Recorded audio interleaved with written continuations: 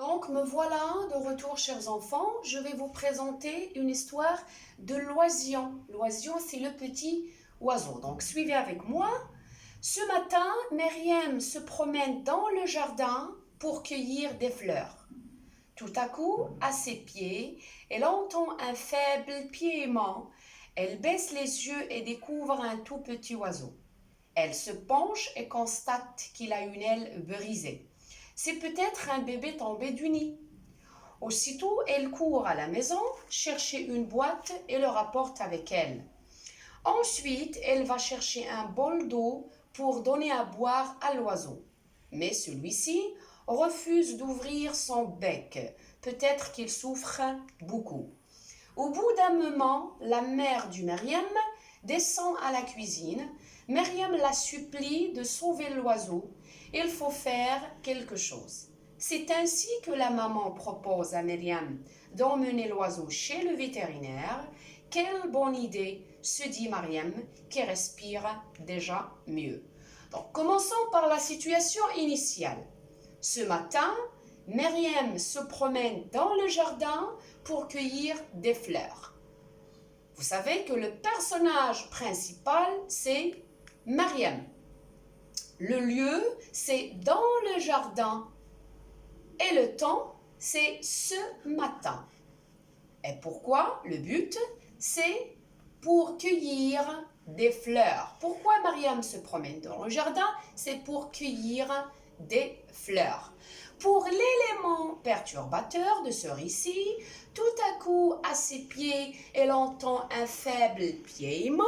Pour le mot piément, c'est quand l'oiseau pousse des cris aigus parce qu'il souffre. Elle baisse les yeux et découvre un tout petit oiseau. Elle se penche et constate qu'il a une aile brisée. C'est peut-être un bébé tombé du nid. On remarque le petit problème qui vient de changer le début de l'histoire. C'est quand Myriam a trouvé un tout petit oiseau qui souffre car il a une aile brisée. Concernant les péripéties de l'histoire, aussitôt elle court à la maison chercher une boîte pour y mettre l'oiseau blessé et place l'oiseau dans une boîte et le rapporte avec elle.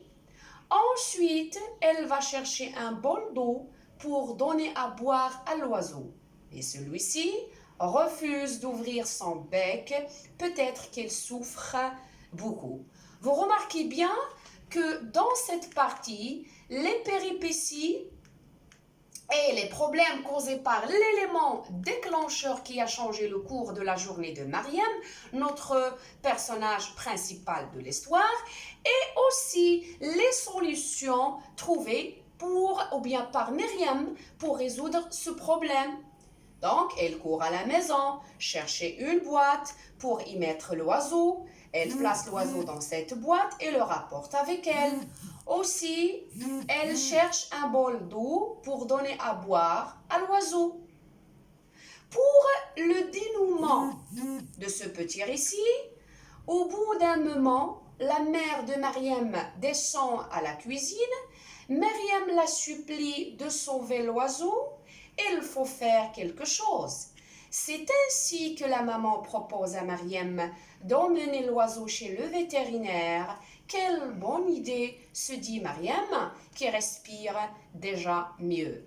Heureusement, notre personnage principal, qui est Myriam, a réussi à trouver une solution au problème, à résoudre le problème. Grâce à qui? Grâce à sa maman, à sa mère qui lui a proposé d'emmener l'oiseau chez le vétérinaire pour lui prodiguer les soins nécessaires.